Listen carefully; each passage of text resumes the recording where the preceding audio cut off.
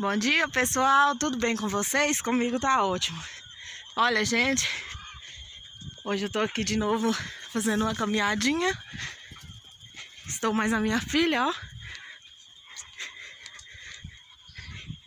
Agora tá bem cedinho mesmo. O sol nem nasceu ainda. O sol tá lá atrás daquela serra, lá longe, ó. Dá pra vocês verem. Não nasceu ainda. É muito gostoso de caminhar a hora dessa, porque é bem fresquinho.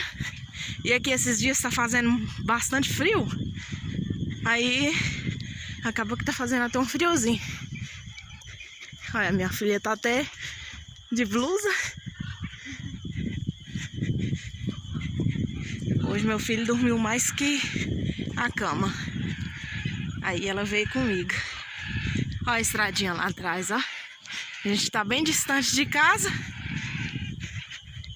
Já tá bem distante de casa um pouquinho. A gente tá aqui no pastinho aqui que tem uns boizinhos aqui.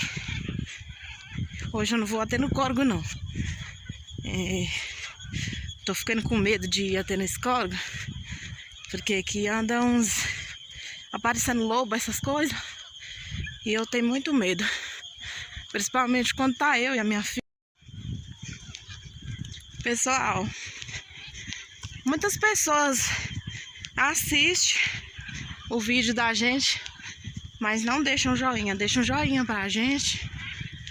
Compartilha nossos vídeos aí com os seus amigos e amigas, para dar um melhor engajamento nos nossos vídeos.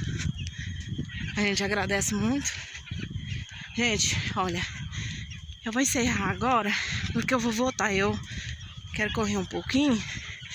Então, Deus abençoe vocês.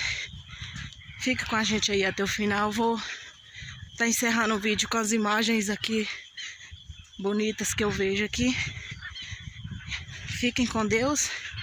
Deus abençoe cada um de vocês.